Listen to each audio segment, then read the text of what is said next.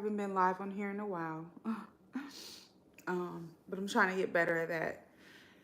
If you got my last post, you will notice that there's been some life changes happening around me. Um, I'm expecting a baby and I am engaged to be married.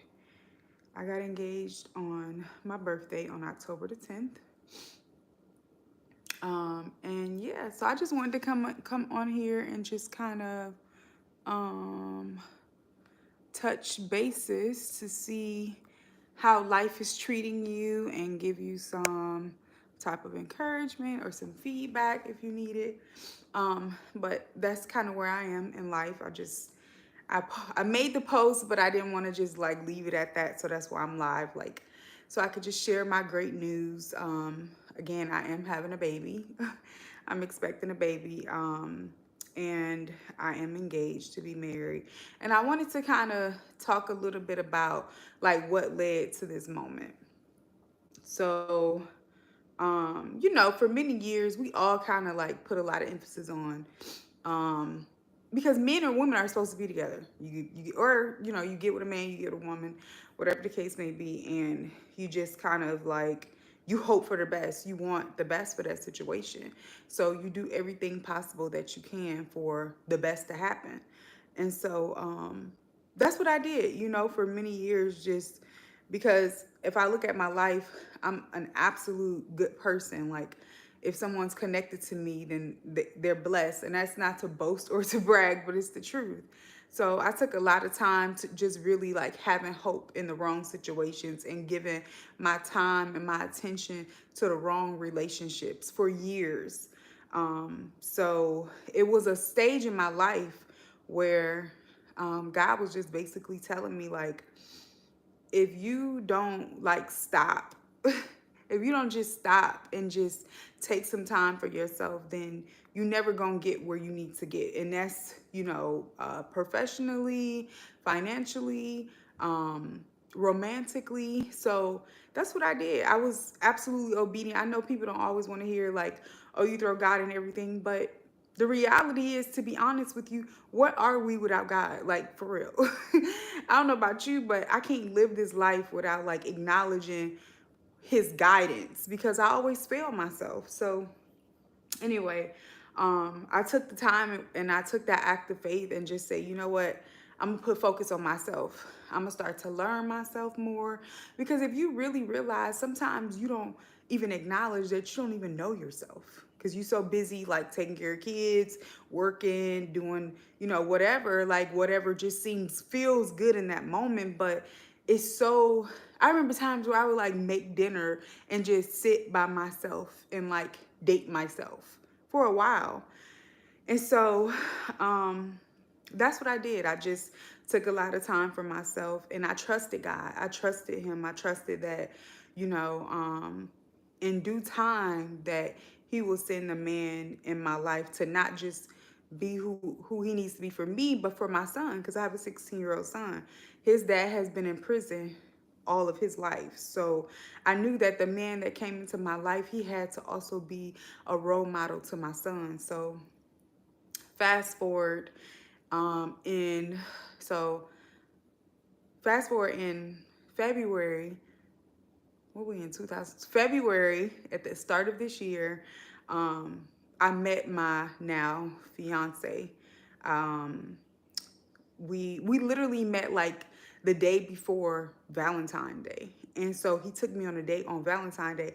And so when we went on a date, I was like, "Oh, you want to be my Valentine?" And he was like, "Oh, it's Valentine's Day." He didn't even acknowledge it. He was just like, "Oh, I didn't really even realize it was Valentine's Day. Like, I just wanted to spend time with you." But the first date we had, I absolutely knew that was the man for me. Like, it was an experience that I've never had before.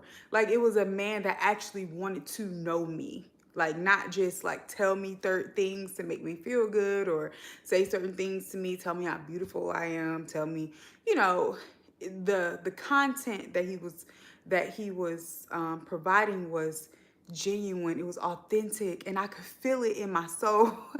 And I was just like, hold up, I think this is the one. And so I didn't get too anxious, because that's what we do. We try to stamp our own name on it. Good morning, Vivian.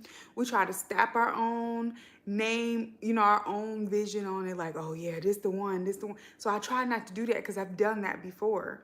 So I went home, I started praying about it, and I called my best friend, and I was just like, this guy is different. And she was like, let it play out. So that's what I did. I was like, I'm not going to have any expectations, because that's where we mess up too, ladies. We start to have expectations, and, we get our feelings hurt, but don't do that. Just let the person date you, and let the person show their hand. Don't try to force them to do anything. And that's what I did. Like, I didn't force nothing. I didn't reach out, say, hey, when we going on dates? And I just kind of let it be. So he would reach out and constantly be intentional. Like, did you eat today? What are you doing today? Did your, when can I meet your son? Like, just very intentional about everything. And so as time pursued over time, so now we are in October. We actually made it official probably we got together in February. Probably like around May, we made it like official, because we was like going on dates every weekend. And he asked me, and that's another thing. We get with men, and then we think because you spending time with him that y'all together. That's not how it works. You're not together until he asks you, can we be together? And to be honest with you, I've been led on a lot of times, because I allowed people to lead me on to think we're together, when that's not what they wanted. They just wanted to have me in their life, but they didn't want the commitment. And a lot of people get caught up in those type of relationships, and then you look up and you like, what are we doing? You shouldn't be asking yourself what we doing at 30 something years old. Like, I'm not about to be. I just turned 35 on October the 10th. And I've always told my sister, like, I will always be like, by the time I'm 35, these are the things that I'm going to have done. Blah, blah, blah, blah, blah. And one of them was, I'm going to meet the man that God has specifically for me.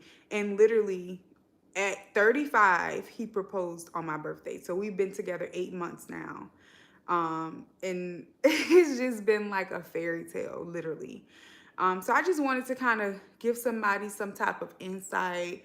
If you got questions or thoughts or comments, put them below. But when they say true love don't exist anymore, it absolutely does. It just takes for you to emphasize the importance of your value before you can expect it from another person.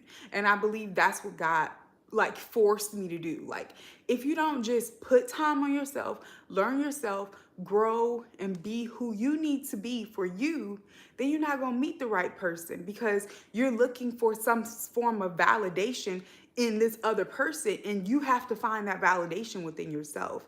And I know that's why I delayed being married so long, because I was looking to be validated from a man, and that's a lot of women. I can admit it.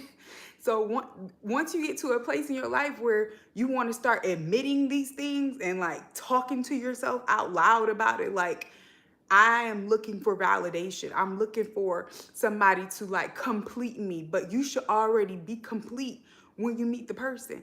And I promise you, I don't believe that God would have released this man to me if I wasn't complete.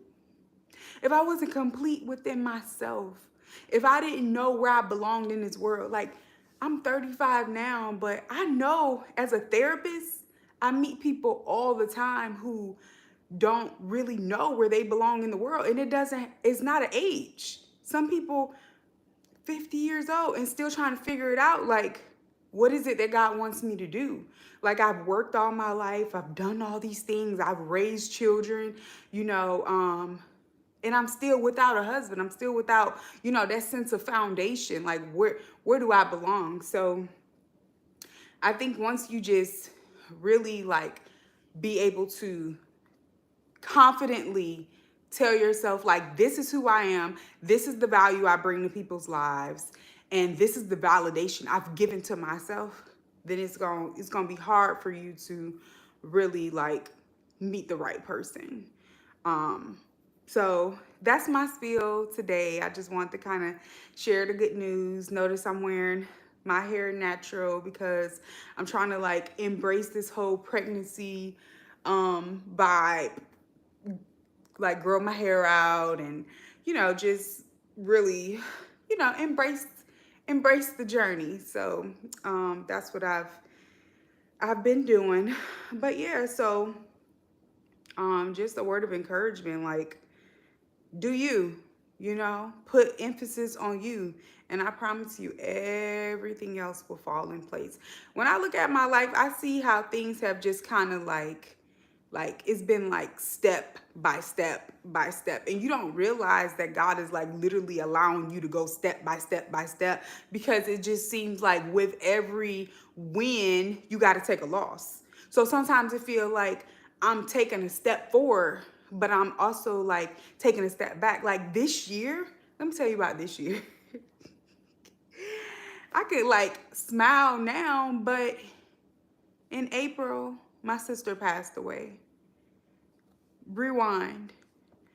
At the beginning of the year, my son's father got out of jail and took us through complete hell. Okay. Then my sister passed away in April. I mean, there's been so much going on. I've been on tour for my Resembling Ruth conference all year. So it's like been an up and down thing. So it's like, even though great things have happened, because I've been saying for years, I want to take the conference on tour. I want to take the conference on tour. So I've been in 3 different states this year with the conference. And then on the flip side, something bad happens. But then on the flip side, God is like, nope, I'm sending you your husband this year. So you have to really look at life and say, you gotta, you take the hits, the losses, what seem to be losses, and knowing that there's a gain after it.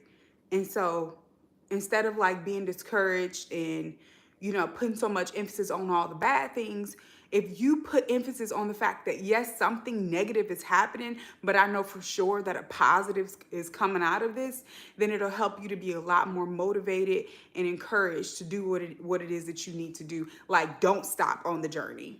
Don't stop. Keep moving, keep flowing, keep praying, keep seeking, keep growing. When I say things will come to your heart, because people say, why do you hear from God? In your heart, you know what you're supposed to be doing. Everybody know what they're supposed to be doing. It's just about you being motivated and having the courage to do it, because when God is asking you to do something, it takes you to get out of your comfort zone. So a lot of people don't want to get out of their comfort zone, because you mean tell me you want me to stop doing this to start doing that, and ain't no money in that. The money over there. That's why so many people got businesses inside of them that they haven't like really birthed, because it's easier to go to work every day because you know that check coming. But when God starts giving you a vision, like, girl, you good at cooking. You've been cooking all your life. You've been cooking for all your family. Like, this is your gift. You're supposed to be making money off of this. Okay, work your job, but on the weekends, you should be cooking. But instead, you say, I've been working all weekend. All week. On the weekend, I'm hanging out with my girls. Or on the weekend, I'm resting. On the weekend, I'm doing this. But where's the growth? Most people don't make it where they need to be in life is because they're scared to take risk. They're scared to take risks. I am, and it's just what it is. I'm like one of the only people in my family that has taken a risk. And I did it because I don't know about you, but it's a huge world out here, and I wanted to see it. I didn't want to grow up trying to figure out how to pay bills, and as I grew up watching my mom do and my dad. Like, I didn't want to do that. I didn't want to grow up and not afford to be able to take my son on a trip. So it's all about, and you may not want that, but you got to find your why factor. Like, why are you doing it? And you have to make it make sense for you. Your journey, not my journey. My journey isn't your journey. You just have to really be adamant about what's your vision and how much do you want it? Like how much are you willing to sacrifice for it? Every successful person in life has had to sacrifice. I don't care who they are. You have to sacrifice. You have to. So, that's your encouragement for today. Take risks. Even when it comes to relationships, I started off talking about me just getting engaged. I took a risk. I went celibate. I stopped dating.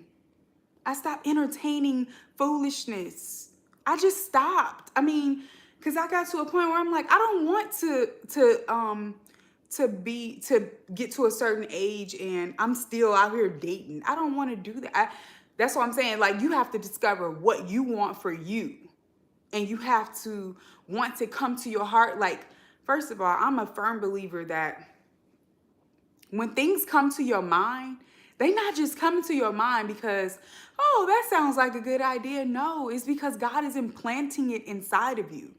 So once he put it in your mind, it's going to start to develop in your heart. And when I say it starts to develop in your heart, it gets to a point where there's certain things that you used to do or that used to feel okay, whereas your awareness have increased about this. This is mental health side. Your awareness starts to increase. So you become convicted in your heart. and it's like, okay, I know I'm not supposed to be doing this no more. I know I don't need to do this no more. Like, this don't work for me no more. But a lot of people still have those feelings and they keep going, keep doing it. And then till you get to a place where you just like crushed and you don't know where to go from there or what to do. And then you come to somebody like me, a therapist, and you talk it out and you try to figure out where it started. How did it start? Why did it start? Why did you choose to allow it to keep going? And then we try to work together, me and you, to like make sense out of it and to determine what's the next step for you so that you can actually move forward and move forward in a way that is going to benefit you for the rest of your life. So for the people who have been like this for a while, I was one, but I decided I'm tired of the roller coaster ride. But for the people that's still on that roller coaster ride, that you know you ain't supposed to be doing something no more, or you know there's a business inside of you that you just refuse to tap into, or there's some gifts that God has given you with your hands. Some of y'all good at hair. I need my hair, I'm online right now looking for a lady to blow out my hair. Some of y'all have gifts, and you're just sitting on it because you're just choosing to. So for the people who's doing that, here's your encouragement. You have been delayed. I've delayed myself too. You have been delayed, but you haven't been denied. God will never deny you of the gift that he gave to you. He loves us so much that he will continue to push us and press us and make us so uncomfortable that we don't have no choice but to gravitate to the gift. So he's going to give you chances after chances after chances, and you delay yourself, but don't get discouraged, because all you got to do is pick yourself up and just go from there. Really, if you feel stuck mentally, talk it out, map it out, and then try to discover that next place for you that you can walk through authentically and genuinely and, get to the next stage in life. It's okay. We all do it.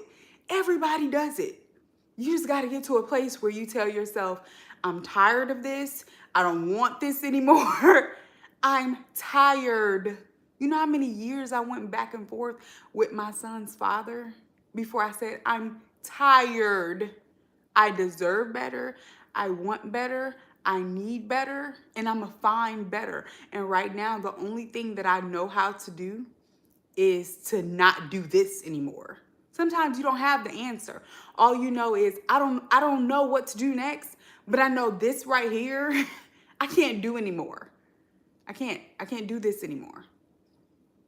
Some of y'all still entertaining the wrong people, the wrong things, I know this don't work for me anymore. You got to just tell that to yourself.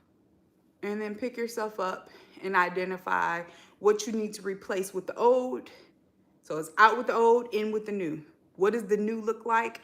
And what do you have to do to really, really achieve what's next for you?